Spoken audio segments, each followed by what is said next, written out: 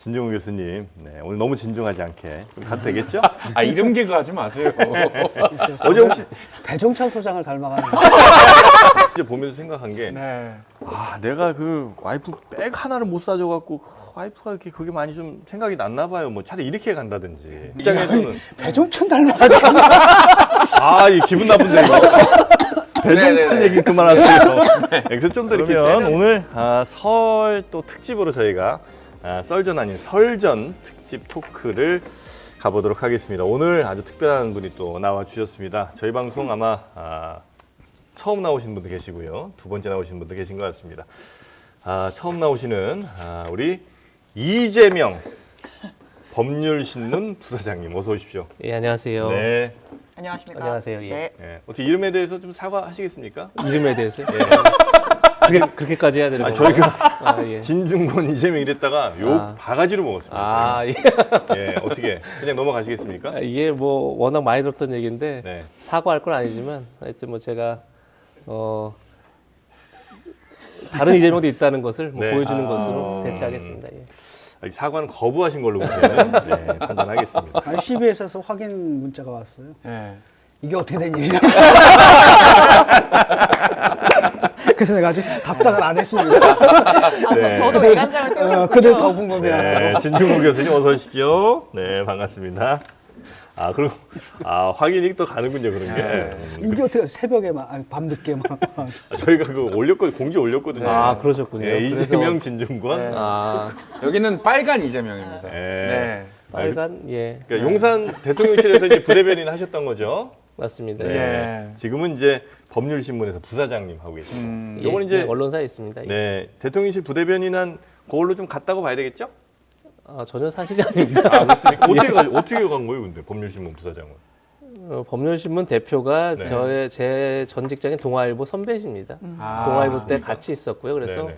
제가 이제 대통령 나와서 쉬고 있을 때 네. 동아일보 선배였던 법률신문 네네네. 대표가 같이 하자고 그래서 그럼 회전문 인사라고 보면 되겠군요. 아니, 그게 아니란 좀 말씀드리겠습니다. 예. 회전문. 굉장히 여기 자세히 설명을 해드리군요. 이게 예. 그런 건 아니다. 예. 왜냐면 저희가 여기서 사고 친 분들이 너무 많아가지고 맞아요. 그거 지금 저희 때 미치겠습니다. 네. 네. 오늘 어제도 한 분. 예. 네. 세게 이 자리였습니다. 그 자리가 정말 문제예요. 스마이턴. It's my turn. 자, 신혜영 기자님 어서 오십시오. 안녕하십니까. 네, 반갑습니다. 불안합니다. 네. 근데 이런 사고가 터지면 용산은 굉장히 불편해하십니까, 혹시? 그렇진 않나요? 용산이 크게 불편할 건 아니죠. 사실은 그게 그렇습니까? 아닌데 오히려 뭐 어제 사고를 보면서 굉장히 뭐 사실은 생방송에 있을 수 없는 사고가 네네네. 났잖아요. 네. 그런 게 오히려 굉장히 민주당을 힘들게 만들 테고 오히려 한동훈 위원장의 프레임을 더 강화시키겠죠. 그러니까 그런 건 참 굉장히 이제 우모 의원께서 사실 굉장히 오랜 경험이 있으신 정치인이신데 네. 왜 그런 실수를 했나요? 의아한 거죠. 예. 왜 그랬을까? 어차피 민주당이 더 마이너스 되는 건데. 그렇죠, 예. 네. 혹시 그 전에도 이제 사고가 좀 있었지 않습니까? 그 프랑스 얘기 잠깐 나오면서 그거는 혹시 용산에서 좀 불편해하셨을까요? 제가 지금 용산에 있지 않기 때문에 용산이 불편한지 알 수 네, 없지만 알겠습니다. 전 이런 생각은 들었습니다. 네. 그것 때문에 굉장히 용산이 화가 많이 났다 이런 이제 기사들이 많이 났지 않습니까? 근데 사실은 그건 저는 굉장히 보면서 약간 답답했습니다. 왜 답답했냐면 네. 오히려 그걸 역으로 프레임을 바꿀 수 있죠. 왜냐하면 네. 마리 앙뚜아네트의 사실 핵심은 네. 그분이 뭐 진짜 뭐 밥이 없으면 빵을 주면 되지 않냐 이런 얘기를 하는 게 아니라 그것이 다 이미지가 조작됐다는 겁니다. 사실은. 제가 만약에 용산에 있었다면 그럼 오히려 네. 마리 앙뚜아네트가 어떻게 그 상황을 네. 당시 상황을 제대로 이해한다면 네. 실제 맞을 수 있다. 그만큼 이미지가 왜곡됐다라고 오히려 역으로 그 사안을 쳤어야죠, 사실은. 근데 그걸 굉장히 기분 나쁘다 이렇게 가버리면 사실은 오히려 인정하는 꼴이 되니까 저는 그 사안을 대응하는 뭐 하여튼 여권의 모습은 좀 답답했다는 생각이 들었습니다. 저는 개인적으로. 네네네. 내가 그 자리에 있었다면 훨씬 더. 아니, 뭐 그런 건 아니고요. 이미 떠나는 사람이 뭐 그 자리에 있다는 가정 자체가 의미가 네네네. 없지만. 그러면 왜 떠나신 거예요? 참다 못해서. 이거 1년 전 얘기를 지금 참다 용산에서. 못해 이런 건 아니죠. 당연히 네. 뭐 나온 그대로입니다. 사실 뭐 순방 일정을 늘 대변인실에서 브리핑을 해줍니다. 사전에 가기 전에 당의 취재 기자들이 알아야죠. 그래야만 네네네. 뭐 신문도 신문이지만 방송 같은 경우는 사실은 다 시간들을 배정해 놔야 되잖아요. 뉴스를 하려고 그러면. 그래서 당연히 이제 브리핑을 하는 건데 네. 그것이 이제 유출되면서 일정의 조정이 많이 이루어졌죠. 그러니까 외교적 어떻게 보면 좀 결례가 됐죠. 상대국에. 네. 그래서 뭐 나오게 됐습니다. 혼 많이 나셨어요? 직접 저 혼낸 분은 없는데 아. 어떻게 뭐 그렇게 됐습니다. 혼나기 전에 네. 혼날 것을 챙겨주고. 자, 오늘 이제 설이니까 네. 네, 좀 가볍게 좀 가겠습니다. 너무 예. 무겁지 않게. 예. 네, 우리 또 진종우 교수님, 네, 오늘 너무 진중하지 않게 좀 가도 되겠죠? 아, 이름 개그 하지 마세요. 어제 혹시 배종찬 소장을 닮아가는 거. 모욕적이야. 아 이거 명예훼손입니다. 아, 저 너무 너무 모욕적이야. 그 아재개 그 말에 이게 네. 전형성이 있어요. 아니 그 어제 혹시 대통령의 신년 인사는 보셨습니까? 그 노래하는 거요? 네. 3초 보고 차마 못 보겠더라고요. 아니, 그 끝까지 그 좀만 버티고 보시면 진짜 재밌습니다. 여운이 있어요. 예. 네, 한번 내가- 보세요. 제가 비위가 좀 약해서 에이, 그 비위가 무슨 말입니까? 오늘 여기 또 사고 제가- 치실 것 같은데. 그래도 제가 전공이 미아가 아닙니까? 미학적인 관점에서는 예. 의학하고 아, 넘겼죠. 너무 재밌던데 나는 상원에. 그럼 저 신년 대담은 보셨죠? 대담 봤죠. 아. 그거는 괜찮았습니까? 그것도 문제투성이죠. 어떤 문제 제일 좀 심각하던가요, 그거는? 뭐 우리가 이제 뭐 예상했던 대로 나왔는데 네네네. 기본적으로 들어갈 분들이 다 빠졌잖아요. 아. 그다음에 살살살살 빠져나가려고 네네네네. 하니까 사과를 안 하고 유감도 표명 안 하고 네. 안타깝다. 뭐 이렇게 얘기를 하는데 네. 아쉽다. 아. 그 주어가 바뀐 거잖아요. 네. 자기는 미안한 마음을 갖고 네. 우리는 아쉬워야지. 네. 자기가 아쉬워. 그분이 아쉬운 건 말이 안 된다. 그러니까, 네. 그러니까 쉽게 말하면 국민들한테 그런 아쉽다라는 마음을 주고 싶으면은 자기 입으로 얘기하면 안 되거든. 자기는 얘기하고 국민들이 네, 그런 네. 마음을 갖게 해야 되는데 항상 그러니까 국민들이 네. 그 수용해야 마땅한 어떤 선을 자기가 주려고 하고 뭐 이런 것들이 보이니까 아. 네네. 짜증이 그거는 저 방송사 잘못이에요? 아니면 대통령실이 그런 기획 했다는 거예요? 방송사는 이제 의미가 없죠. 다 당했기 때문에. KBS가요? 그렇죠. 뭐 그건 뻔한 거고. 아, 그렇습니까? 그래서 제가 볼 때는 그거 자체가 대통령실 작품이라고 보거든요. 네. 그러니까 우리가 농담을 했어요. 네네네. 아니 녹화한 다음에 무슨 방송을 3일 후에 하냐 다큐 찍냐라고 했거든. 네. 근데 진짜 다큐로 한 거야. 미니 다큐. 야 이거 뭐냐. 예. 그래서 실제로 예상했던 대로 나왔고, 그래서 좀 실망을 하셨다? 거기서 보면은 사람을 만난 게 문제는 아니거든요. 만날 수 있지. 네. 문제는 뭐냐면 받았다는 거잖아요. 그게 없어요. 근데 그래서 박절하지 못해서 만났다. 놓고 갔다는 표현을 아마 거기 놓고 갔다. 네. 그다음에 이제 또 하나는 뭐냐면 그거죠. 파우치. 네네네. 그걸 갖다 원래는 이제 뭐 디올백 이거잖아요. 네. 근데 그거 다 빠지고 파우치로 파우치. 딱 정리가 됐고 왜냐하면 그 전날에 찌라시가 돌았다 그러더라고요. 그러니까 절대 방송에서는 그 명품백 그 얘기하지 마라. 명품백 얘기하지 브랜드. 명품백 얘기하지 말고 아. 브랜드 얘기하지 말고 파우치라고 해라 그러는데 그 찌라시가 맞더라고. 근데 이런 걸 보면 뭐 하는 짓인지. 그래서 그게 나갔을 때 국민들이 그런 감각이 없거든요. 네. 우리가 이렇게 하면 국민들이 이걸 어떻게 볼까에 대한 메타적 시선이 있는데 네. 있어야 되는데 이게 없어요. 그러니까 그게 갇혀 있다는 거죠, 자기들 세상에. 네네네네. 그래서 자기들 세상 갇혀있단 말씀하셨는데 그 대통령이 특정 유튜브의 세계관에 갇혀서 현실감이 없다 이런 말씀을 그쵸. 또 하셨더라고요. 아니 세상에 네. 역대 한번 생각해 보세요. 어떤 정권이 다 하더라도 그래도 조선일보, 중앙일보, 동아일보가 떠들면은 말 들었어요. 왜냐면 그게 그래도 보수의 공론장이거든. 네. 세상에 조중동 말 안 듣는 대통령 나 처음 봤거든요. 그 맨날 유튜브만 보시는 것 같아. 그 다음에 실제로 유튜브에서 뭐라고 얘기를 하면 그게 좀 의제가 돼서 나와. 그래서 이건 뭐지? 그러니까 민주당은 저쪽 뭐 누구죠? 저쪽 그 김어준 까라 해가지고 그쪽에 사로잡혀 있고 네. 여기는 그냥 또 여기에 사로잡혀 있고 이런 상태니까 그게 없어요. 현실 감각이 없는 거죠. 어떻게 요 진단에는 좀 공감을 하세요?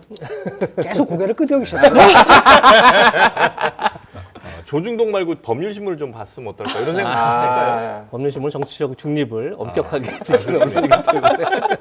근데 이제 네. 사실 뭐 아까 질문하셨던 걸로 돌아가면 네, 네. 어제 대통령의 설 인사를 보면서 그래도 대통령이 많이 변하셨다. 변하셨다? 예전 같으면 그런 제안을 했으면 내가 이걸 왜 하냐 이렇게 다 그랬을 것 같은데 그래도 굉장히 뭐 보시기에 굉장히 미학적으로 별로였다고 하시지만 저는 되게 어쨌든 재밌게 새로운 봤습니다. 새로운 시도 자체는 저는 뭐, 예. 뭐 인정해줄 수 있다는 생각이 듭니다. 그리고 뭐 거기에 나왔던 컨셉 자체가 이제 뭐 친숙한, 뭐 서민적인, 따뜻한 뭐 이런 이미지를 네, 연출하려고 네, 네. 했던 그 노력들 그리고 그것을 실행한 것 자체는 뭐 인정해줄 수 있다는데 중요한 건 이런 것 같습니다. 네. 지금 말씀한 다 일맥상통한 얘기지만 사실 대통령실의 힘은 국정을 주도적 끌고 갈 수 있는 힘 아니겠습니까? 네네. 얼마나 일정을 만들어낼 수 있고 일정을 조율할 수 네. 있고 근데 지금 대통령실을 하려고 했던 건 어쨌든 따뜻한 서민적인 친근한 뭐 이런 이미지를 만들고 싶었던 건데 바로 전날 대담이 있습니다. 근데 KBS 대담에서 보면 사실은 그런 이미지하고는 좀 다르게 네. 얘기한 것처럼 국민이 원하는 답을 하지 않았던 거죠. 국민이 듣고 싶은 얘기를 하지 않는 거죠. 그러니까 아무래도 답답함, 네. 그다음에 뭐 독선적인 이런 이미지로 대담이 전날 있습니다. 그리고 나서 친근한 이미지를 만들어낸다고 하면 만들어지겠습니까? 그러지 안 된다. 이거를 조율하고 얼마든지 아까 뭐 메타 시선 얘기했지만 어쨌든 네. 이것을 끌고 갈 수 있는 힘이 대통령이 있는데 네네. 그걸 하지 못하고 있는 거죠. 그런 게 좀 답답하고 어떻게 보면 이제 지금 여권의 좀 한계를 보여주고 네네. 있는 거라는 생각이 듭니다. 우리 저 교수님 나오셨으니까 제가 네. 이건 약간 뭐 굳이 따지면 철학적인 질문일 수도 있을 것 같은데 의도는 어쨌든 좋았던 의도일 거 아닙니까? 대통령실의 어제 신년 인사 같은 경우 국민들에게 행복과 따뜻함을 주시기 위한 의도였을 테니까. 근데 이제 과정상에서 좀 별로 매끄럽지 않은 혹은 이제 좀 뭐 유치뽕짝이라고 생각하시는 것 같은데요. 뭐 그런 유치뽕짝이요? 과정이 있었고 예. 다만 결과 국민들이 보면서 웃었어요. 그렇죠. 그러면 의도는 좋고 결과가 좋고 과정이 조금 애매하다면 이 정도면 괜찮은 거 아닌가? 일단 뭐 요즘 개그 콘서트가 부활을 했는데 네. 거기다 힘을 실어 주시려는지 아. 경쟁 프로가 된 것 같고 네. 그러니까 이게 홍보 컨셉이 굉장히 구시대적이거든요. 네. 그러니까 과거의 홍보 컨셉은 일방적이에요. 네. 내가 이런 이미지 네. 너희들 받아 이렇게 네. 했는데 네. 요즘 그러면 안 되거든요. 엉뚱한 걸 연출하는데 자기들이 노리는 그 효과, 그 메시지가 그 듣는 사람들의 반으로 나오게끔 해야 되거든요. 네네. 그러니까 그 판단을 서민적이다 뭐하다라는 판단을 내가 주체적으로 내렸다라는 느낌을 주는 게 요즘 21세기 컨셉인데 네. 이게 보면은 지난 세기 컨셉이잖아요. 자꾸 네. 서민적이야, 친근해 뭐 이런 거. 국민들이 그렇게 느끼게 만들어야 되는데 그걸 다 자기가 뭐 연출하려다 보니까 네. 뭐지 황당해요. 근데 의도하지 않게 좋은 결과가 왔어요. 사람들이 다 웃어. 그렇죠. 역효과죠 이제. 그러면 이제 철학적으로 이건 좋은 일 아닙니까? 라는 이제 질문입니다. 웃음을 제조하는데 성공했다라면 그러니까 이게 공리주의적 관점에서. 관점에서 최대다 최대 행복했을 때 사회적인 행복량을 늘렸다 이런 말씀이신 그렇죠, 거잖아요. 그렇죠. 예. 뭐 사회적으로 좋은 건데 네. 사회적으로 뭐 좋은 건데 대통령실에서는 뭐 좋을 건 없는. 예. 그러면 총평하시자면 별 5개 중에 몇 개나? 어제 그거? 네. 나는 5개. 개그라고 한다면 6개를 주고 싶고요. 아, 5개 중에 6개. 개그를 의도한다면 6개 네. 주고 싶고 근데 그게 아니라 진지함을 의도했다라고 한다면 네. 별 하나도 못 주죠. 아. 근데 한 개? 어쩐 철학적인 메시지는 있지 않습니까? 우리 이렇게, 이렇게 진영 대 진영으로 이렇게 갈라선 세상에서 우리 모두에게 사랑이 필요하다. 아니, 여태까지 통합의 신나게 메시지. 신나게 진영 갈라놓고서 뭐 좌익 전체주의고 대통령이. 그랬잖아요. 네. 뭐 아, 카르텔 모르겠어요. 뭐 이런 얘기 가지고 다 갈라놓고서 이제 네. 와가지고 합치자. 그거 하지 말라고 막 얘기했을 때는 계속 그거 하시더니 우리 부사장님은 어떻게 평가해요? 별 5개 중에 몇 개 정도로 좀 아, 평가해요? 웃지 마세요, 부사장님. 왜요? 질문부터 웃으시고. 전화 옵니다, 부사장님. 아, 전에 뭐 사회적 행복이 증진됐다는 생각이 아니, 용산 대통령실에 계셨으면서. 아, 저는 웃어도 괜찮지만. 전 너 그 시도에 대해 높이 평가한다. 네. 5개? 그래서 한 3개쯤은 줄 수 있지 3개. 않을까라는 아주 객관적인 평가를 한번. 아. 영화도 한 3개 별 주면 일단 볼만은 하다라는 평가인 좀 거잖아요. 애매하죠 이게. 근데 애매했지만 저는 뭐 그 시도가 좋고 중요한 건 이제 거기서 그치면 안 되는 거죠. 아. 그 다음 만약에 행보들이 그러면 중요한 거죠. 지금 이제 그 꽤 중요한 결정권자라고 치고요. 영상이 만들어져 왔어요. 이걸 국민에게 공개할 거냐 말 거냐는 이제 결정은 이제 본인이 할 수 있습니다. 내보낼 거야 안 낼 거야. 유튜브에 올릴 거야 안 올릴 거예요? 침을 왜 삼켜요? 한잔하세요. 아니 이게 그렇게 어려운 일이에요? 근데 처음에 컨셉을 네. 전 그러니까 이런 겁니다. 항상 선거 캠페인의 최대 사람들이 빠지기 쉬운 함정이 뭐냐면 네. 많은 사람들은 내 단점을 상쇄시키려 노력합니다. 많은 선거 후보자들이. 네네네. 사실 근데 그건 거의 이루어지지 않습니다. 오히려 자기의 장점을 부각시킴으로써 그럴 수 있죠. 단점을 상쇄시켜야 되는데 음. 그러니까 이거 전혀 다른 얘기지만 네. 전 그럴 때만 생각나는 한 장면이 있는데 네. 2014년도에 서울시장 그러니까 지방선거를 할 때 네. 그때 후보 중에 한 명이 김항식 전 총리였습니다. 아. 사실 이제 어떻게 보면 오랜만에 당시 듣는. 친박들이 이제 네. 그냥 밀어준 후보였죠. 네. 근데 김항식 후보라면 이미지가 약간 올드한 이미지가 있지 않습니까? 네. 그래서 김항식 총리가 뭘 하냐면 선거에 등판을 해서 당시 제일 유행했던 그 크루용 팝의 빠빠빠인가요?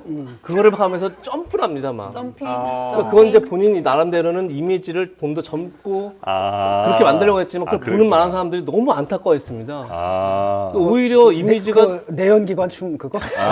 그렇죠. 그 점핑을 막 하는데 네. 저도 이제 그 현장에 있었는데 보면서 네. 다들 표정이 막 일그러지는 거죠. 아. 이게 이거 어떻게 이렇게 되는 겁니다. 그러니까 이게 그렇게 해서 자기의 단점이 상쇄되지는 않습니다. 사실은 오히려 네. 장점을 부각시킴으로 써야 되는데 음. 이제 그런 점에서 대통령이 갑자기 이제 그렇게 막 노래를 부르고 물론 네네네. 뭐 아메리칸 파이로 이미 한번 부르셨지만 네. 네. 그렇게 이미지가 단점이 상쇄되지 않는데 좀 너무 섣부르게 기획한 면이 있는 거죠. 하지만 뭐 이미 만들었다면 뭐 그거를 물리긴 참 어려운 상황이 아니었을까라는 생각이 그렇습니까? 듭니다. 아. 그 자기가 단점이 있잖아. 네. 국민들이 알거든. 네. 그러면 그걸 갖다가 또 자기 비하로 간다라든지 아, 그럼 너무 이렇게 좋지. 되면은 네. 국민들은 알거든. 아 네, 그래도 네, 제가 네, 네. 알고는 있네. 우리랑 소통은 되네. 음. 이러면서 오히려 귀엽게 봐줘요. 근데 그걸 갖다 이상하게 하면은 오히려 맞아요. 역효과가 나죠. 네. 근데 저는 그러니까 대통령이 뭐 신년 뭐 인사 영상이든 아니면 기자회견이든 어제 같았던 대담이든 간에 보통 신년에 어떤 메시지를 낸다고 하면 그해 새로운 국정 기조를 얘기하는 게 일단 기본적인 원칙이잖아요. 근데 저도 대담을 열심히 봤지만 그 새해에 대통령의 국정 기조가 이것이다. 올해 우리 정부의 목표는 이것이다 하는 게 좀 없었던 느낌이 있어서 뭐 그런 점은 어떻게 평가를 하시는지.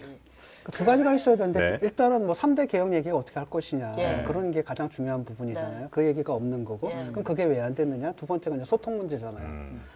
이 두 가지 문제 네, 네. 면에 자기가 잘못했다는 걸 인정을 하고 거기서 네. 뭔가 노선이 달라질 거다라는 네. 메시지를 줬으면 굉장히 울림이 있어요. 근데 그런 중요한 메시지는 다 빠져버렸잖아요.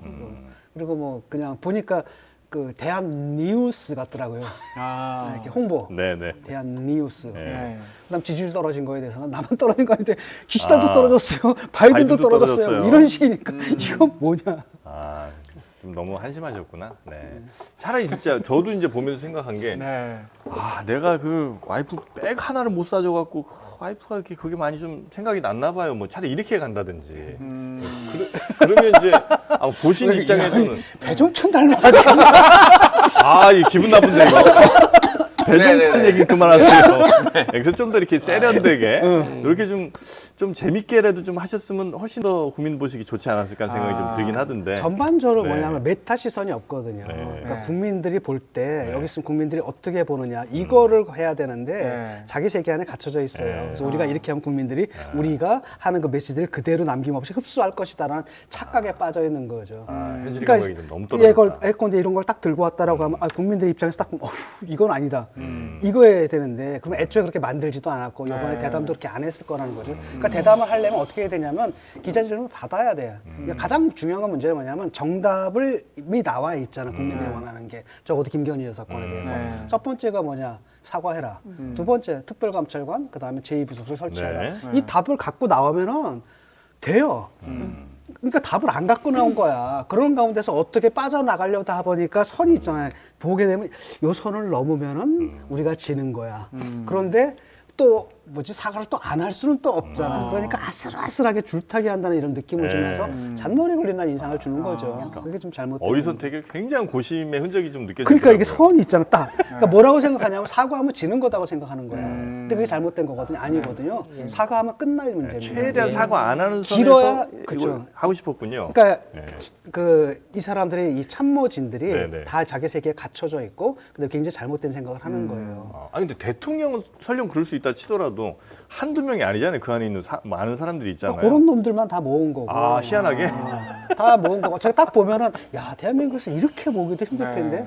반박하실 얘기 없습니까? 아니 제가 1년 아니, 너무 그러니까 자존심 상하지 않습니까? 처음에 대통령실 딱 했을 때부터 네. 나오는 메시지 보고 계속 얘기를 했거든요. 모든 방송에서 네. 이 대통령실 이상하다. 왜냐면 나오는 메시지가 프레지덴셜해야 되잖아요. 네. 그게 아니라 무슨 유튜버 애들 그런 수준이거든요. 그래서 이거 이상하다. 아. 계속 지적을 했는데 그런 문제가 이제 누적된 거고 이번에도 나타난 거죠. 네. 근데 뭐 대통령실에 계셨으니까 네. 사실 뭐 지금 뭐 윤석열 정부뿐만 아니고 문재인 정부 때도 그랬고 박근혜 정부 때도 그랬고 저희가 이제 대통령실의 어떤 아쉬운 메시지 같은 걸 볼 때 그런 얘기들을 하거든요. 대통령이 인해 장막에 둘러싸여 있어서 현실을 좀 모른다. 인해 장막이라는 표현을 써요. 오히려 참모진들이 대통령의 그런 어떤 인식을 조금 더 갇히게 만든다. 공고하게 만드는 뭐 이런 것들이 있다. 그래서 이제 뭐 옛날에 뭐 문고리라는 말도 있고 그랬잖아요. 예. 이제 그런 사람들이 대통령이 직접 소통하는 걸 오히려 막는다. 안에 계셨을 때는 뭐 그런 문제들이 좀 보였나요? 어떤 비판적인 의견이 제시가 안 되는 그런 구조적인 문제가 있는 건지. 마치 청문회처럼 굉장히 어려운 얘기네요. 굉장히 어려운 얘기예요. 네, 어려운 얘기인데 어렵죠. 저는 안에서 이런 생각을 들었습니다. 그러니까 저도 이제 기자 생활 한 22년 했습니다. 예. 그래서 밖에 이제 기자를 할 때 뭐 박근혜 정부 청와대는 출입됐어. 그럴 때마다 만났던 사람들 늘 얘기를 했죠. 아니 왜 이렇게 답답하냐. 저도 늘 얘기를 했던 겁니다. 그러니까 이런 거 당연히 얘기 못하냐. 그러면서 우리가 늘 하는 비판이 참모들이 용기가 없다 이런 비판을 많이 합니다. 실제 안에서 생활해 보고 제 느낀 것은 참모들이 용기를 내지 못하는 건 아닙니다. 그리고 사실 뭐 대통령실이라는 게 5년 임기가 정해져 있는 건데 뭐 5년 내내 하는 사람도 거의 없거니와 예. 뭐 그게 무서워서 뭐 지금 먼저 나가는 게 무서워서 뭐 얘기를 못해 이런 게 아닙니다. 근데 모든 대통령은 자신의 능력과 역량으로 성공을 한 사람들이 많습니다. 자기 확신이 강합니다. 자기 확신이 강합니다. 모든 대통령. 네. 내가 지금까지 나의 판단으로 와서 여기까지 왔다라고 생각하는 사람들이 많습니다. 자, 그런 상황에서 쉽게 해서 이제 토론 자체가 쉽지 않은 구조가 돼 있는 데다가 네.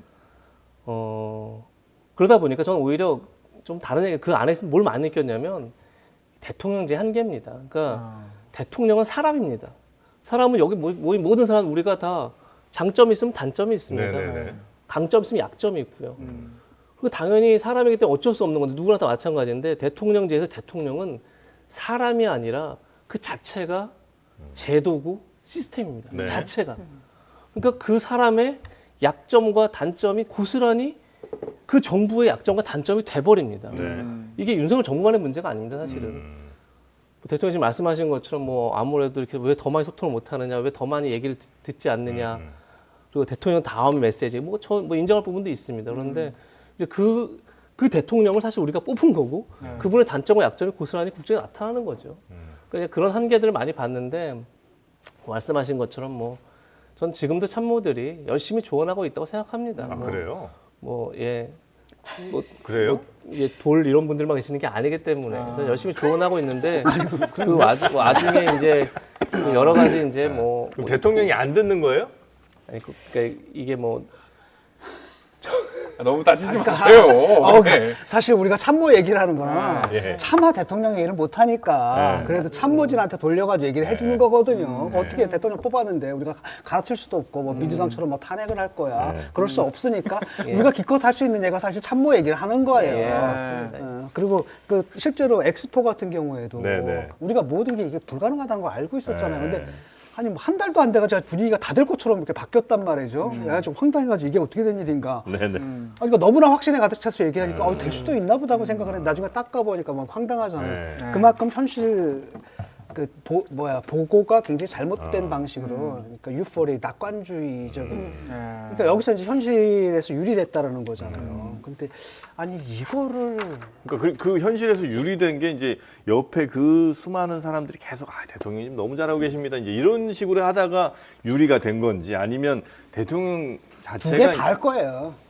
그러니까 대통령이 또 그러니까 대통령이 이제 화 잘 내는 걸로 유명하잖아요. 그러니까 경로, 뭐 예. 분노, 경로 이거거든요. 네. 그러니까 뭐 거기서 한번 딱 하면 그냥 아무 소리 못 하는 거죠. 그래서 거기서는 또 뭐 자기들도 경쟁할 거 아니겠습니까? 잘. 그런데 딱 보는데 경로하는 대통령 앞에서 대통령이 싫어하는 소리를 딱 깼다가 욕먹는 거라.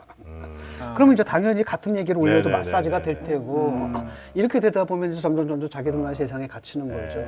그러니까 이제 누군가 옳은 소리 아니, 혹은 뭐 이제 좀 간언 같은 걸 했을 때 네. 이제 대통령이 그냥 기분 나빠하는 건 이제 그건 이제 2차적인 문제가 같고 그 앞에서 바로 다른 저 참모 누군가 아 이거 뭐 말을 그렇게 하고 있어 뭐 이러면서 이제 또 대통령 듣기 좋은 소리 하면 사실 대통령이 그때 이제 제대로 판단을 하신다면 아 그러지 마시고 저 한번 들어봅시다 이제 이렇게 하면 계속 그런 간언하는 것들이 이제 제대로 이어질 텐데 만약에 그 듣기 좋은 이야기 한 사람들의 이야기에 더 혹하시고 아 이 사람 좀 멀리하고 이렇게 되면 이제 점점 더 입에 침 바른 소리만 계속 할 거 아닙니까? 그래서 그런 분위기인지 아니면 대통령 그런 생각이 전혀 없는데 정말 참모들이 막 계속해서 뭔가 자기 좀 잘 해보려고 그런 좋은 얘기들만 하는 건지가 이제 궁금했었는데 말씀하시기가 굉장히 곤란하다는 얘기인 거죠? 네. 아까 그 자기 확신이 강하다는 말씀이 다 함축이 돼 있는 겁니다. 네. 근데 어저께 그저께죠 대담에서 네. 그 교수님 말씀하신 메타 인지가 됐던 대목도 있긴 있었던 것 같아요. 그래요?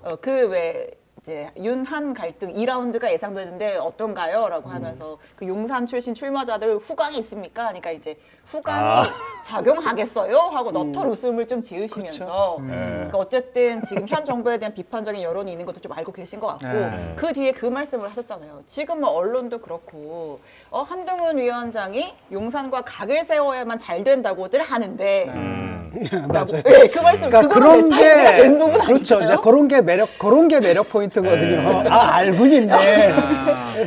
그러니까 오히려 그렇게 간 거고 그 다음에 또 네. 소탈한 면이 있기 때문에 네. 그런 장점을 호소하면 저는 괜찮다고 보거든요. 네, 근데 네. 이게 정해놓고 나왔어요. 그러니까 나는 그 참모들이 짜줬다고 생각하거든. 요거 선 넘으면 안 됩니다. 그러니까 처음에 말을 딱 보면 이분이 이렇게 말을 잘하는 분은 아닌데 딱 보니까 문장이 다 맞네.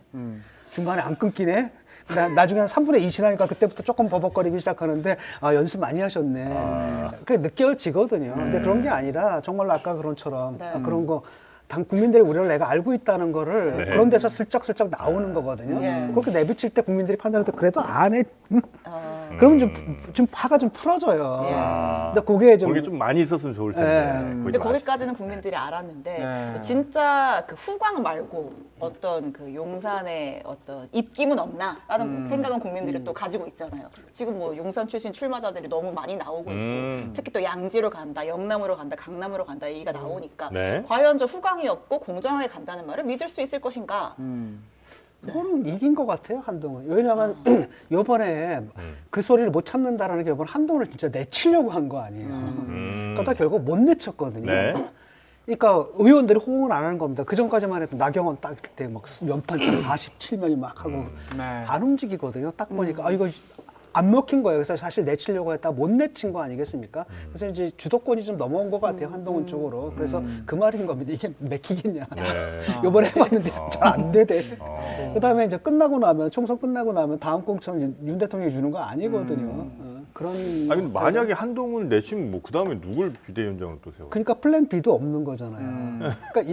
그러니까 이게 뭐냐면 대통령의 경로 이런 데에 따라서 반응한다라는 거예요. 그걸 제지를 못 한다는 거지. 순간순간. 그러니까 대통령이 그런다 하더라도 참여 중에 하나는 안 됩니다. 우리가 무슨 대안이 있습니까? 이렇게 해서 말렸어야 되는데 실제로 그게 그 비서실장을 통해 가지고 실행이 네, 됐던 네. 거 아니에요. 그러다가 네. 이런 거 딱 보게 되면 비서실장이 거기서 설사 대통령은 그런 말 할 수 있거든요. 아니 이 자식이 말이야 내가 키워줬는데 말이야. 이럴 수가 있어 막 화를 내면은 어떻게 그럴 수가 있어? 뭐. 아 맞아. 말이야. 이 자식들이 말이야 이러면서. 그러면 그걸 말려야 되거든요. 안 됩니다. 판단 잘해야 됩니다. 이래야 되는데 그걸 딱 대통령이 이렇게 말씀하셔서 쏘로 달려가가지고 빡. 그만두래? 그 대담 관련해서 김경률 비대위원은 대담이 대통령으로서 최대의 카드를 내민 것이다. 매는 저희가 맞아야 된다. 당이라도 사과를 해야 된다. 또 이런 얘기를 했어요. 김경률 위원이 비대위원이. 어제 예. 같이 계신 자리에서 한 거 아닌가요? 그 우리 같은 이 자리에서 부분은 또 어떻게 평가하십니까? 그러니까 우리는 할 만큼 했다는 거야. 대통령 워낙 말을 안 들어가지고 우리는 사과라고 했는데 나온 게 그밖에 안 된다. 풀이가 그렇게 됩니까? 짜증난다. 어떡하겠느냐 우리가. 그러면 아버지가 잘못하면 아들이 대신하고 하는 수밖에 없잖아요. 우리가 대통령 욕먹기 싫다는데 그럼 우리가 대신 욕먹겠다 그 얘기고 나름대로 뭐랄까 한동훈 비대위의 역할을 잘 보여주는 거예요. 그럼 어떡합니까? A가 최상이지만 최상이 안 된다면 B 안으로 가야죠. B 안은 그거 할 수밖에 없고 차라리 그렇게라도 해야지 국민들 마음이 조금이라도 누그러지지. 거기서 비대위가 그래 대통령이 최고야 또 이럴 수는 없는 거죠. 그래서 그 체계 내에서 김경률 비대위원이 나름대로 역할을 잘 하고 있다고 봐요. 자연스럽게 당 얘기로 넘어와서 네. 그럼 뭐 한동훈 위원장은 잘 하고 있나요? 한동훈 위원장. 네. 용산 가서 서울역에서 설 인사도 하고 연탄 봉사도 하고. 그런 거 좀 안 했으면 좋겠네. 아, 왜요? 아니, 정치권들이 다 그거 하잖아. 나는 이제 얼굴에 연탄 한번 칠해주는 거죠. 여야 합의를 좀 안 했으면 좋겠어. 여야 합의해가지고 이제 이런 거 하지 말자. 비선 인사요? 연탄 아니 그러니까 이게 봉사요? 보면 그게 뭐냐면 약간 어떤 걸 다 하잖아 지금 가가지고 시장 가서 뭐 떡볶이 먹고 먹고. 뭐 이런 거 하는데 이게 뭐냐면 서민을 대상화한다는 느낌이 들거든요. 평소에 이 사람들 평소에 거기 가는 분들도 아니고 그다음 또 하면 이게 무슨 오지 체험 뭐 이런 거 있잖아. 얘는 이것도 아니고 그냥 오히려 그런 걸 안 하는 게 서민들의 위험 격조를 지켜주는 일이라고 생각을 해요 저는. 그래서 진짜 안 했으면 좋겠어. 근데 이게 또 표에 도움이 돼요. 실제로 도움이 돼. 네. 그러니까 그것도 하는 건데 이제는 안 했으면 좋겠어. 도움이 되고 사실 그렇게라도 한 번씩 안 해주면 사실은 관심들 국민이 안 가질 수도 있죠. 왜냐하면 또 이제 연탄 기부 이런 게 진짜 많이 준 건 사실이잖아요. 그러니까 그렇게라도 정치권이 움직여주면 이제 또 국민들이 관심을 가지니까 뭐 그나마 선거 처리라도 돼야. 그러니까 뭐 그거 자체를 막 뭐 비난할 건 아닌데 뭐 비슷한 건 있죠. 사실은 뭐 어제 이제 막 연탄재를 묻히고 나온 이제 그것도 어떻게 보면 한동훈 위원장의 어떤 귀공자 이미지, 뭐 혹은 뭐 금수저 이미지, 뭐 이런 것들을 좀 이제 희석시키기 위한 건데 글쎄요 뭐. 한동훈 의원을 좋아하는 분들은 또 더 좋아할 테지만 또 싫어하는 사람은 더 싫어할 수 있죠. 이런 게 이제 오히려 너무 자기적이다. 서로를 강화시킬 수 있는 건데 서로의 생각들을 어쨌든 전 지금까지 한동훈 위원장이 그나마 구도를 잘 끌고 오고 있죠. 어쨌든 간에 지금 여권의 최대 숙제는 이재명 대 윤석열, 윤석열 대 이재명 대선 투시를 어떻게든 이제 한동훈 대 이재명 구도를 만들어야만 그래 이제 승산이 있는 총선이다 선거다 이렇게 보일 텐데 많이 끌고 가고 있는 건 틀림없는데 저는 한동훈 위원장이 조금 아쉬운 건 뭐냐면 이제 야권은 늘 프레임이 늘 정해져 있습니다. 당연히 정권 여권 심판. 심판이죠. 당연히 뭐 정권 심판인 거죠. 뭐 너무나 그거는 명확한 거고 사실은 여권의 적은 야권이 아니라 사실은 경제죠. 늘 경제가 좋아야 되는데 지금 경제도 그렇게 좋지 않고 뭐 이러니까 사실은 어떻게 보면 정권 심판으로는 힘을 받을 수 있는 구도에 있습니다. 구조에. 근데 그거를 이제 치고 나온 게 어떻게 보면 586 특권 정치, 그러니까 운동권 특권 정치 청산인데 저는 그게 나쁘지 않다고 생각합니다. 굉장히 뭐 저도 뭐 기본적으로 동의하는 부분이 많고. 그게 잘 먹힐까요? 실제 근데 그 문제는 그겁니다. 네. 과연 그것이 잘 먹힐 것이냐.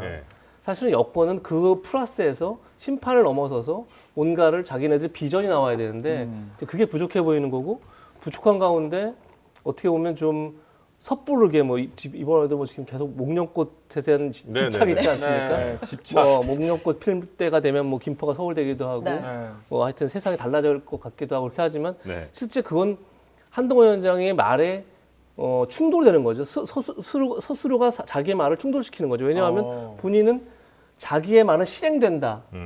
라는 걸 강조하고 있지 않습니까? 근데 또 한편으로는 실행될 수 없는 말을 하고 있는 거죠. 이 충돌을 본인이 알아야죠. 그러니까 오히려 본인의 말이 실행한다 그러면 다른 정치권이 선거 때 포퓰리즘 공약을 막 던질 때 오히려 본인이 그걸 제어하고 이러면서 본인이 진짜 실행할 수 있는 정치라는 걸 보여줘야 되는데 여전히 마음은 좀 급해 보인다 이런 생각은 듭니다.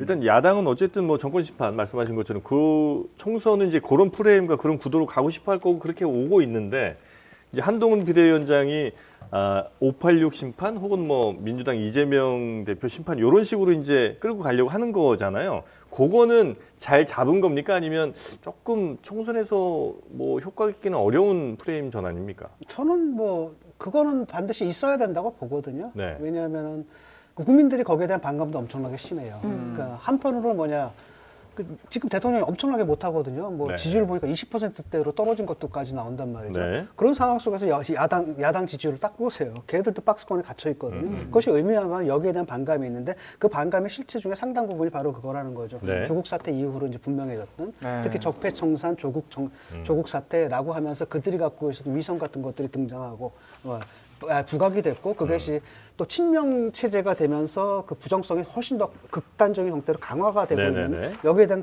반감들이 있거든요. 그래서 거기를 받아치는 건 좋은데 문제는 뭐냐면 항상 그 효과거든요. 네. 이걸 니들 나쁘다 심판한다가 아니라 네. 우리는 이렇게 간다. 근데 여기에 비교해 보니까 진짜 후져 보인다. 이렇게 가야 되는 거거든요. 지금 사실은 두 세대가 다 잃어버린 겁니다. 왜냐하면 산업화 서사가 있었고, 네. 그건 이제 오래전에 갔고, 민주화 서사가 있는데, 이거는 이제 조국 사태 이후로 이제 완전히 문을 닫아버렸거든요. 그 다음 세대들은 이 두 서사에 호응을 안 하거든요. 관심이 없어요. 이들을 이제 소구해야 되는데, 그때도 그 방식도 뭐냐면은 너무 낡았다 쟤들. 네네네네. 열심히 수고하셨습니다. 산업화도 하시느라고요. 민주화도 하셔서 정말 수고하셨는데 안녕히 가시고. 이제는 당신들이 네. 그 순기능보다 역기능이 좀 나고 네, 있습니다. 네, 그 메시지를 던져야 되는 거거든요. 네. 그래서 그것과 대비 속에서 딱 보니까 아 진짜 낡아 보이는구나 민주당이. 그러니까 사실은 국힘이 참 좋았던 게 바로 이제 그거거든요. 왜냐 한동훈이라는 시스템이 나왔고 그 다음에 또 지금 이상한 데로 가 있지만 네. 이준석. 그래서 세대 교체는 성공했었거든요. 그러니까 오히려 민주당이 늙어 보였던 거예요. 근데 그런 느낌들 여기는 젊었네. 그런 걸 가져가요. 그렇게 가야 되는데 지금 자칫 잘못하면 옛날에 그 반공 예컨대 친북 주사파 네, 네, 막 이런 네. 식으로 가게 되면 하나도 안 달라졌는 느낌을 줄 수가 있는 거죠. 그런 식의 프레임. 근데 어저께 우상호 의원이 나와서 그런 말씀을 하셨어요. 586 때려잡겠다라고 한동훈 위원장이 말하는데 지금 국민의힘 내부에는 586이 없느냐, 운동권이 없느냐, 뭐 하태경, 윤희수, 원희룡 장관은 장관도 하고 도지사도 하고 배지도 달았다. 우리 당엔 그렇게까지 해본 사람이 없다. 너네 당의 운동권도 그대로 두면서 왜 우리 당의 운동권을 욕하느냐. 그래서 결론이 어떻게 났냐면 그렇게 운동권이란 세대를 묶어서 갈라치기 하듯이 다 없애야 된다라는 건 잘못된 거 아니냐 이렇게 또 반박을 하시더라고요. 그러니까 뭐 세대로 모는 게 아니잖아요. 우리가 뭐 민주화 저도 뭐 586이고 저도 586이고 우리가 말하는 거 586이다라는 게 민주당 내에서 운동권 팔아가지고 열대까지 출세해서 잘 먹고 잘 살았고 그걸 놓지 않고 그러는 가운데서 자기들의 범죄까지도 다 뭐랄까 정당화하고 그런 부류의 운동권을 얘기하는 거지. 네네.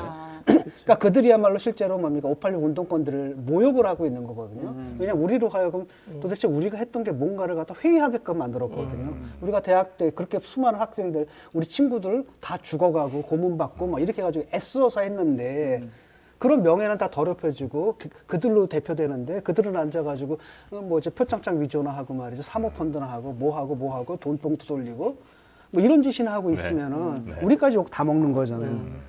그래서 그거를 얘기를 하는 거지 왜 딴 얘기를 하는지 모르겠어요. 중요한 말씀입니다. 그러니까 이게 586 세대를 욕하는 게 아니죠. 당연히 세대를 좀 민주주의를 위해서 헌신한 분들이 많은데 뭐 한동훈 의원 말 그대로 사실 이름도 없이 명예도 없이 한 분들이 얼마나 많은데 사람도 이름도 명예도 그렇죠. 없이 그런 분들을 누가 감히 폄훼할 수 있겠습니까? 그게 아니죠. 근데 지금 운동권 정치권에 들어와 있는 민주당의 주요 세력들은 보시면 아시지만 김대중 대통령 때 발탁이 됩니다. 그리고 노무현 전 대통령 때 국정을 참여를 이제 시작합니다. 그리고 실제 문재인 대통령 때는 주류가 됩니다. 이미 이 사회 주류입니다.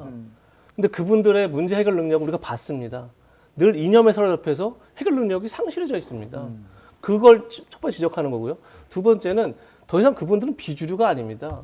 자, 주류 의식과 비주류 의식은 얼마나 차이가 있냐면 이미 3번을 짓고 난 민주당은 여전히 비주류 의식에 사로잡혀 있습니다. 그럼 어떻게 할 수 있냐면 모든 사안을 음모론적으로 접근합니다. 그게 정확하게 비주류적 사고인 겁니다.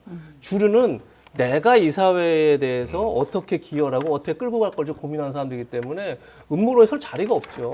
근데 늘 비주류들은 음모론으로 그걸 맞섭니다. 여전히 본인들이 3번을 집권을 하고 본인들이 이 사회의 주류였고 그래도 불구하고 늘 비주류 의식 속에 쌓여 있는 것 그것이 문제 해결 능력의 상실로 나타나는 거고 그렇기 때문에 이제 정리할 때가 됐다라는 얘기를 하는 거라고 생각하는 거지 그분들 뭐 세대를 어떻게 세대에 대해서 무슨 책임을 그거는 뭐 지우겠습니까? 그 세대 갈라치는 건 이준석이 하고 있는 거고. 그러니까 이렇게 말하면 문제는 뭐냐 작풍이에요, 작풍. 그 작풍 왜냐하면 정치적 커뮤니케이션 성격이거든요. 이 사람들이 항상 옛날에 대중운동했을 때 그거를 가지고 국정 운영을 해온 거거든요. 그러니까 정책이 아니라 슬로건이에요. 그 던져놓고 막 무적정 하다 보니까 뭐 부동산 3법 해가지고 하다 보니까 문제가 터졌던 거거든요. 근데 그 작풍을 우리가 얘기하는 거거든요. 그들이 만들어 한 국정 운영의 작품이 있겠고 또 하나는 당 운영의 작품이 있다는 거죠. 이게 자유주의 정당의 모습이 아니거든요. 운동권 정당이라는 거죠. 그래서 지금 그게 어떻게 됐냐면은 지금 윗세대는 뭐 전대협 세대였잖아요. 지금 이재명은 또 이제 한총련 세대예요. 네. 근데 문제는 뭐냐면 그래 전대협 애들은 책이라도 읽었거든요. 김일성 장군 항일 무쟁 투쟁사라는 책이라도 읽었는데 얘들은 책도 안 읽은 애들이거든요. 저희 세대는 그러니까 예. 더 과격해요. 그러니까 이렇게 지금 가고 있는 네. 이런 작품 이걸 얘기를 하는 거지. 네. 그러니까 문제는 뭐냐면 586이 아니다 하더라도 젊은 애들 중에서 이거보다 더한 애들도 있어요. 그다음에 586이가 더 나이 드신 분들 중에서 전혀 안 그런 분들도 있고 이게 이런 문제지. 그럼 조국 전 장관은 어저께 이제 항소심 결과를 네. 듣고 새로운 길을 새로운 길을 가겠다. 가겠습니다. 이게 문제잖아요 지금. 총선 출마를 시사했다고들 해석을 하는데 민주당이 같이 갈까요? 이게 모르겠어요. 하여튼 이것도 운동권이거든요. 지금 보면 자기가 민주화 투사야. 아니 판사님이 뭐라고 했습니까? 또 사과하고 반성이 반성했는데 사과하고 실제로 뭐냐? 사과하고 반성하려면 사실관계를 인정을 해야 되는데 사실관계 인정 안 하고 사과만 하고 반성을 해? 그럼 결국 형량 깎아달라는 얘기인데 나 그거 인정 못해 사과는. 너 반성 없어 딱 했는데 나와서는 검찰 독재 또 이러고 있단 말이죠. 아니 판사님의 판결인데 검사랑 무슨 상관이 있어? 그러니까 아직도 옛날에 그 끌려가면서 집시법이나 뭐 이런 거 끌려가면서 막 그걸 또 아직 뒤집어 쓰고 있는 거잖아요. 그러니까 이런 게 바로 586이에요. 그러니까 그걸 얘기하는 거고 이제 민주당에서도 좀 괴로울 겁니다. 왜냐하면 또 조국이 민주당이 이걸 또 백업을 해줬거든요. 그래서 조국이 이게 뭐가 되냐면 팬덤이 형성돼 버린 거예요. 네. 이 팬덤이 형성됐기 때문에 또 내치게 되면 선거를 위해서 가치관 불리한데 또 내치면 또 거기에 반발하는 또 강성들이 있는 네. 거예요. 그러니까 적당히 어떻게 해가지고 그 비례정당 만들 때 이렇게 하나 살짝 끼워넣고 뭐 이러고 싶어 할 거예요 지금.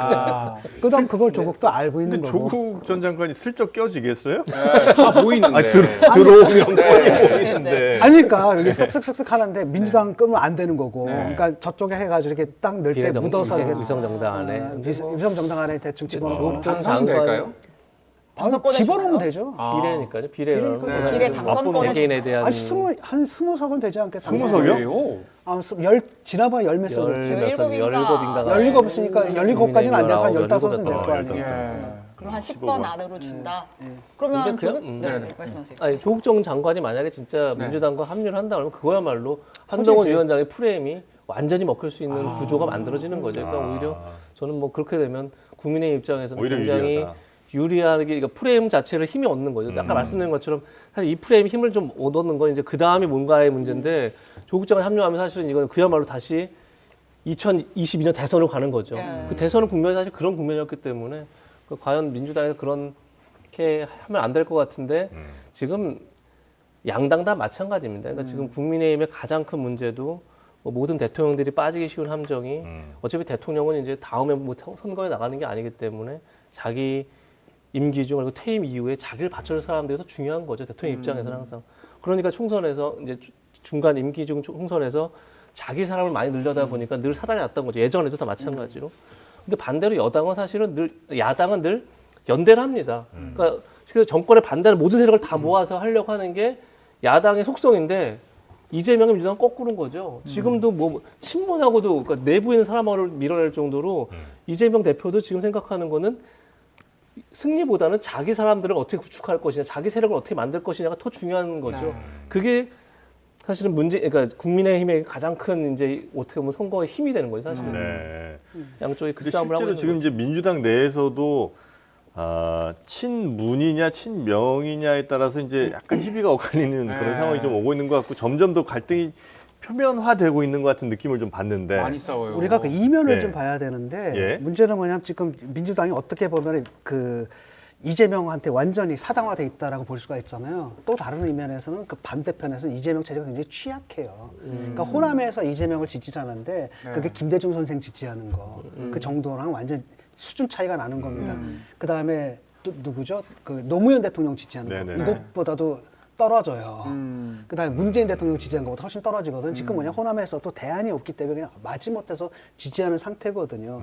그리고 이재명 같은 경우는 실제로는 운동권도 아니에요. 네. 그러니까 아무런 시민운동 했다라고 하는데 무슨 인권 변호사?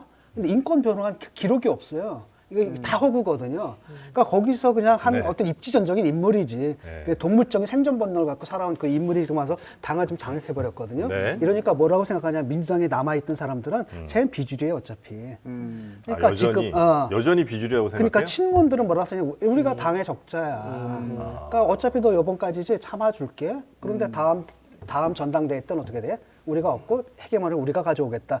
그 얘기를 임종석이 윤영찬한테 한 거야. 윤영찬 나가려고 할 때, 원칙과 상식 나가려고 할 때. 아, 이건 팩트 체크된 겁니까? 예, 예. 그러니까 신문에 보도가 됐던 거죠. 아, 그래요? 그러니까 왜 나가려고 하느냐. 이 당은 주인은 우리인데 주인이 나가면 어떡하느냐. 전당대회까지 기다리자. 그러면 헤게모니 우리한테 올 수밖에 없다. 근데 이제 이재명은 그게 아니라 당이 문제가 아니라 자기가 살아야 되거든. 방탄을 치려면 자기가 두 가지를 가져야 되는데 하나는 의원이야. 네. 또 하나는 당대표여야 돼. 그러다 보니까 두 번째 출마할 수도 있어요. 두 번째 출마할 수도 8월에 있고. 전당대회를 또 하죠. 아, 당대표 그래서 요번에 공천 거 나오기 전에 당원부터 바꾼 거야. 당원부터 바꿔놨거든. 그러면 강성들이 와가지고 하게 되면 이제 당대표가 되거나 네. 그다음에 이게 플랜 A고 그게 안 된다면 사실 허수아비 같은 거 만져서 실제로 실권을 자기가 지겠다. 이거란 말이죠. 근데 그러다 보니까 친문과 친명 사이에 이게 임종석이 그냥 뇌관을 건드려버린 거거든. 그 말을 함으로써. 근데 그 말이 이제 알려져 버린 거야. 네. 바깥으로 딱 알려지니까 이거 위협을 느끼는 거죠. 이재명한테는. 아, 얘네들 딴 생각하고 있구나. 그렇죠. 이재명은 이제 위협을 느끼는 거죠. 예. 만약에 거기서 만약에 그 당권이 친명에서 이제 친무로 넘어가잖아요. 이재명이 팽이거든. 그걸 누가 지켜줘? 미쳤어. 자기가 알아요. 그러니까 그냥 무조건 이걸 하려고 하는 그거야. 내 사람들이 많이 필요하다. 그렇죠. 그러다 보니까 거기서 이제 공천받아 해놓은 놈들은 요때가 기회다라고 해서 친문을 딱 때리는 겁니다. 추미애부터. 친문 때리는 김에 누구까지 가냐. 그 문재인 대통령까지 딱 때려버리는 거야. 빵빵빵빵 때려버리고. 이재명한테 잘 보여야 되잖아요. 지금 벌어지는 상황이 그 상황이라는 그쵸. 거죠? 이재명한테 잘 보여야 되니까 마구 공격해야 되는 거거든요. 네. 그 이재명이 왜 안 말리냐? 자기랑 이해관계가 일치하거든. 그러니까 겉으로는 화합하자 뭐 이렇게 얘기를 하지만 실제로는 이거라는 거죠. 김명배 공관위원장이 그렇죠. 그 대선 패배 책임 있는 사람들 나오지 말라는 취지로 말한 것도 이재명 대표의 그렇죠. 친문 잘라내겠다라는 건데 그러다 보니까 이제 이게 갈등이 불거진 거잖아요. 네네네. 그러니까 쪼르르 가지고 문재인 대통령을 만났어. 네, 근데 명문정당. 거기서, 네. 근데 왜 화합한 것처럼 보이지만 실제로 두 분이 다른 말을 하거든요. 그래요? 무슨 얘기냐면 문재인 네. 대통령은 친문 프레임 이게 안타깝다. 할 때는 너 갈라치지 마 이 얘기예요. 그랬더니 여기서 뭐라 그러냐면 용광로가 되겠습니다. 그 무슨 얘기냐면은 그 색깔이 다르면 인정하겠다는 얘기야. 내가 다르겠어 내 당 못되겠다. 그래놓고서 화합하는 모양새만 그렇게 나오고 해줘야 대충 되는군요. 타협해서 적당히 얼마큼 잘라낼까. 지금 이거 가지고 힘겨루기를 하는 거고 네. 실제로 그 밑에는 이제 그거죠. 친명 친문이 실제로 친명 체제가 강력해 보이지만 네. 어떻게 그 개딸들이 그렇게 설친다라는 것은 어떻게 보면 불안감의 표현이거든요. 일리 있습니까, 부사장님? 좀 굉장히 뭐 정확한 진단을 봅니다. 그리고 저는 아까 전에 말씀한 것 중에 굉장히 중요한 대목을 하나 더 짚으면 네. 다음 이번 총선에 가장 불안한 것은 네. 이재명 대표를 등에 업고 한총련 세력들이 전면에 정치권에 등장하는 건 좀 굉장히 위험하다. 그건 말씀하신 것처럼 전대협 세대는 공부나 했지, 한총련 세대는 공부도 안 했다. 뭐 그런 것도 있지만 사실은 전대협 세대에는 사실 민주화라는 어떤 당위성이 존재했죠. 네. 그런데 이제 그게 92년 대선에서 김영삼 대통령이 당선이 되면서 사실 운동권도 굉장히 혼란이 옵니다. 저는 93학번인데 93년도에 큰 혼란이 옵니다. 이걸 이 정부를 독재 정부라고 놓고 우리가 타도해야 되느냐라는 이제 혼란이 오는 거죠. 그때 이제 한총련에 등장하는데 한총련의 구호가 정치 투쟁에 머물지 말고 학문과 생활의 공동체를 만들자라고 굉장히 좋은 슬로건을 내겁니다. 그래서 어떻게 보면 이제 운동의 대전환을 얘기했던 겁니다, 처음에는. 그런데 그게 우리가 다 아시는 것처럼 95년, 96년 연쇄 사태를 나면서 한총련은 정말로 과격 집단화됩니다.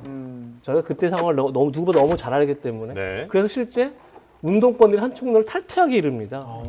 좀 너무 과격해지니까. 도대체 대화가 안 되는 겁니다, 대화가. 네.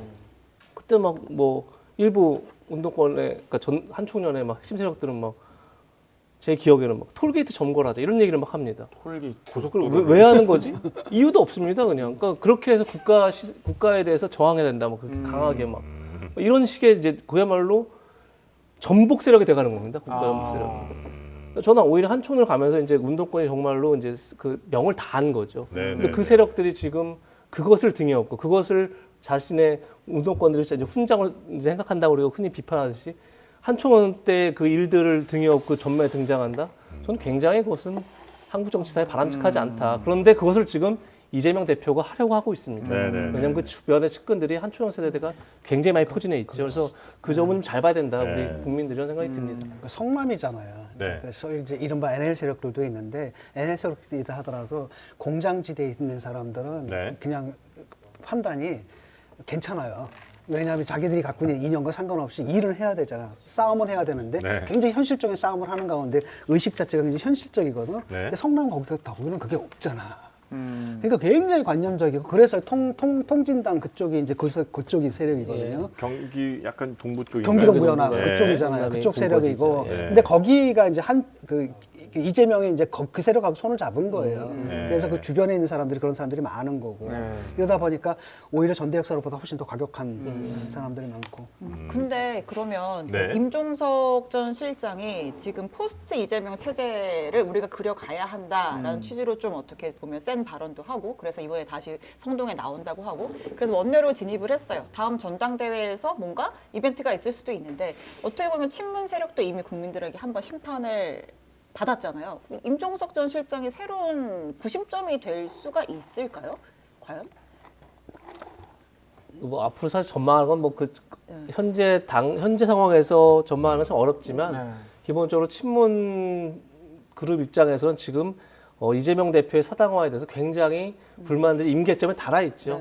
그래서 일부가 탈당을 했지만 사실 그 안에도 굉장히 임계점이 많이 달아 있다고 생각합니다. 그리고 말씀하신 것처럼 이재명 대표계라고 할 수 있는 사람들이 사실은 지금은 뭐 서로가 이제 공천 때니까 다 친명인데. 다 친명처럼 하지만 사실은 그렇게 공고하지 않은 것도 사실이죠.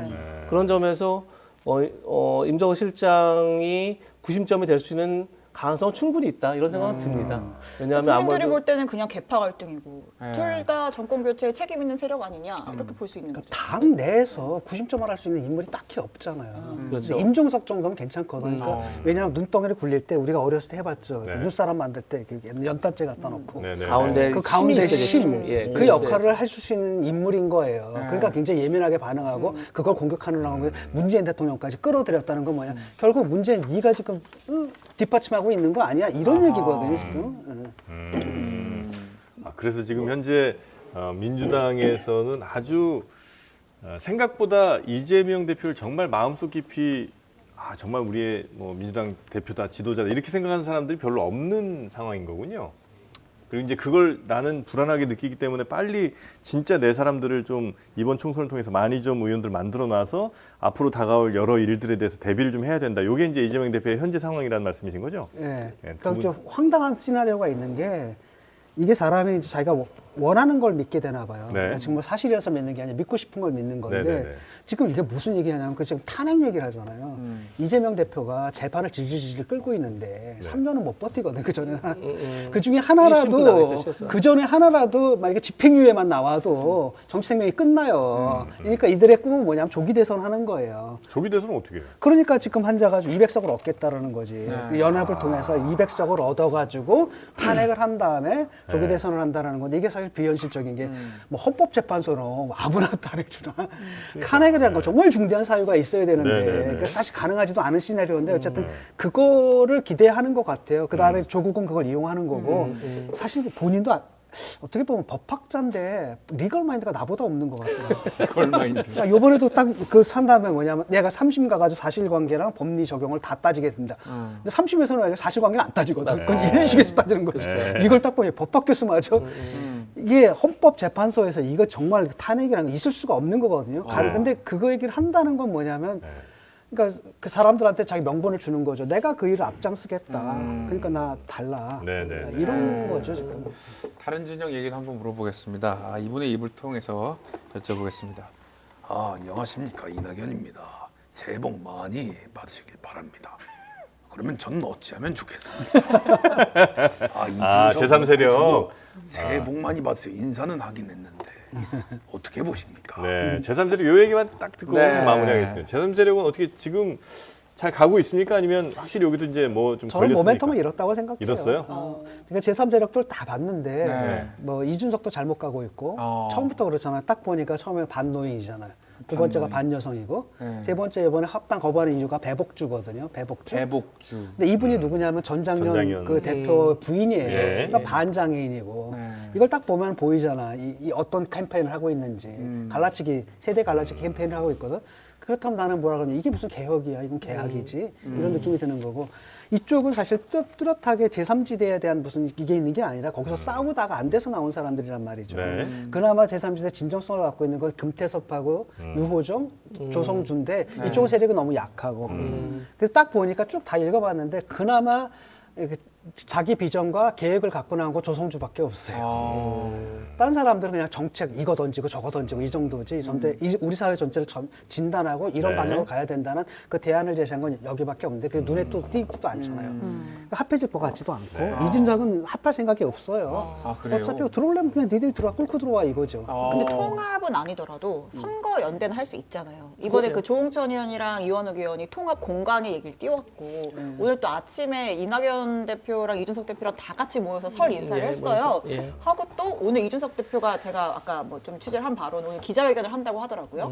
그래서 제가 이낙연 대표랑 같이 하냐, 뭔가 결정이 난 거냐. 그런데 일단 이낙연 대표는 용산 인사 끝나고 서울역으로 또 갔대요. 그러니까 같이 할 가능성은 별로 없는 거예요. 그러면 뭘 얘기를 할 거냐? 그러니까 다시 한번 어떤 마지노선 같은 걸 얘기할 수도 있고 아직도 지금 결정이 좀 안 된 것 같더라고요. 근데 개혁신당에서 최근에 그 전당원 여론조사를 돌렸어요. 그래서 선거연대 필요하냐? 두 가지로 나눠서 묻습니다. 통합 필요하냐? 선거연대 필요하냐? 나눠서 물어요. 그리고 선거연대 필요하면 우리가 같이 가야 될 세력은 누구고 절대 같이 가지 말아야 될 세력은 누구냐? 이거는 두 가지를 나눠서 물었다는 건 우리가 꼭 당을 통합하진 않더라도 통합 공간위를 통한 선거연대는 가능하다는 거잖아요. 그거 처음부터 그랬어요. 저는 네, 처음부터 네. 그 선거연대 하려고 한다는 거죠. 쉽게 말하면 비례대표는 우리가 먹고 그러니까 지역구 나갈 때 어차피 힘들지 않냐. 그러니까 우리가 통합해가지고 선거운동 같이 하자. 네네. 이 정도 선일 거라는 거죠. 그걸 원하는 거라는 거예요. 비례대표 우리가 먹으면 다른 당에서 선거연대 할 이유 없잖아요. 그러니까 보통은 원래는 보통 우리가 소수 정당 같은 경우에는 지역구에 나가는 게 거기서 되기 때문에 나가는 게 아니라 맞습니다. 비례대표 비례 때문에 선거 나가는 운동을 거죠. 하는 건데 맞습니다. 그쪽에서 뭐 예. 그러니까 그 제3지대가 사실 네. 당위성은 너무너무 명확하죠. 정말 저는 대한민국 정치의 모든 문제는 양당 독점 체제에서 온다라는 명제에 전 100% 동일합니다. 네. 반드시 제3지대가 필요합니다. 그 명제 너무 명확한데 제3지대가 이제 12월 말부터 꿈틀대서 한 달 넘었죠. 한 달 동안 한 일이라고는 5개 정파가 4개 정파로 하나 준 것뿐입니다. 그 무슨 얘기냐면 안 된다. 자, 제3지대가 합쳐지려면 정말로 희생과 헌신 없이는 불가능하죠. 근데 계속 나오는 얘기들은 지금 뭐 김종민 의원과 또 이원우 의원과 조응천 의원이 또 갈라서 네. 뭐 이렇게 서로의 이해관계가 너무 첨예하고 서로가 다 자기의 이해관계에서 움직이고 있다는 게 너무 눈에 보이는 겁니다. 이준석 대표도 마찬가지고. 네. 그런데 그런 상황에서 과연 선거연대를, 자, 통합은 그러면 힘들다고 치고 선거연대를 했다. 자, 국민이 투표를 할 때, 물론 정당 일체감으로 투표하는 분도 많이 있습니다. 호남이나 영남이 이렇게 좀 있지만, 많은 사람들이 정치인을 두고 일체감을 느껴서 투표하는 경우가 많습니다. 특히 비례는 그런 경우가 많죠. 뭐, 어쨌든 안철수 대표가 2012년대 돌풍을 일으킬 때도 안철수라는 사람에게 일체감을 느껴서 하는 거지, 뭐, 그 당이 뭐가 의미가 있겠습니까? 근데 이준석과 이낙연과 조응천과 뭐 이원욱과 그 다음에 금태섭 일체감이 느껴집니까? 완전히 다 따로국밥 느낌 아닙니까? 누굴 얼굴 내세울 겁니까? 그러니까 이게 뭔가 굉장히 지난한 과정 속에서 뭔가 간판이 내서져야 되고 거기서 간판을 중심으로 가치가 만들어야 되고 이러는데 그런 과정을 만들기엔 너무 시간이 짧죠. 그래서 뭐 제3지대가 의미가 있으려면 최소한 20석 이상의 원내 교섭단체가 돼야 되는데 그러긴 좀 힘들어 보인다는 게 저도 개인적인 생각입니다. 우리 저 진중훈 교수님은 지금 마음에 드는 데 없죠? 저는 얼때 총선 전에 만들어진 정당들은 안 믿어요. 그러니까 총선 이후에 예. 아마 가게 되면은 그 제3의 선택 그쪽하고 합류할 왜냐하면은 거기가 네. 가장 많이 준비가 돼 있더라고요. 네, 네. 조성주가 대표가 있네. 그 정책 같은 게 그 굉장히 정도? 합리적이고 그 다음에 이 정치적 커뮤니케이션에 대해서 생각들이 굉장히 똑바른 것 네, 같고 네, 네. 그래서 왜냐하면 진보를 재구성해야 되지 않겠어요? 지금 다 망가졌잖아요. 지금 왜 이게 우리가 도대체 몇십 년 동안 뭘 위해서 싸웠는지에 대한 회의가 있는데 굉장히 많은 사람들이 회의하고 있거든요. 그래서 그 사람들의 의견을 모으고 그다음에 또 특히 세대 교체가 필요하잖아요. 네. 젊은 세대들 좀 찾아보고 그래서 저는 그냥 그 사람들 모아서 연결해주고 이런 역할들 좀 해주고 싶어요. 같이 띄우고. 네. 한때 우리도 계셨던 빠져야지. 녹색정의당한테는 기대가 전혀 없으십니까? 거기는 기대가 없어요, 저는. 아니 세상에 그러니까 나를 의원은 그렇게 대접하면 안 되지. 징계당하셨죠. 그러니까 이게 아니 사과까지 했는데 이게 또 그 정파잖아요. 맞습니다. 와가지고 징계를 때리는데 아니 징계하려면 나한테 무슨 소환장을 보내든지 뭐 이런 것도 없이 지들끼리 막 이게 무슨 북조선 노동당이냐 해서 내가 짜증이 나가지고 심상정 대표는 따로 가야 되는 거. 신상정 대표도 요번에 그러니까 지금 문제는 정의당이 올라타려고 그래요. 네네네. 민주당 비례연합. 비례연합에. 그러니까 류호정 의원이 그 말을 했을 때 나도 근가라고 좀 했는데 그 말이 맞는 것 같아. 이게 심상정 의원이 딱 얘기를 했는데 민주당에서 하는 걸 보고 결정하겠다. 이게 무슨 얘기냐면 두 석 주면 안 가고 네 석 주면 네 석 다섯 주 주면 우리가 가고 이거거든. 그렇게 되면은 뭐가 되냐? 완전 위성 정당화 되는 거잖아요. 그럼 진보 정당이 끝나는 거거든. 근데 얘네들은 NL 쪽도 마찬가지고 얘네들도 올라타고 싶어하고 애초부터 조국 사태 때부터 얘네들은 민주당하고 큰 차이가 없어요.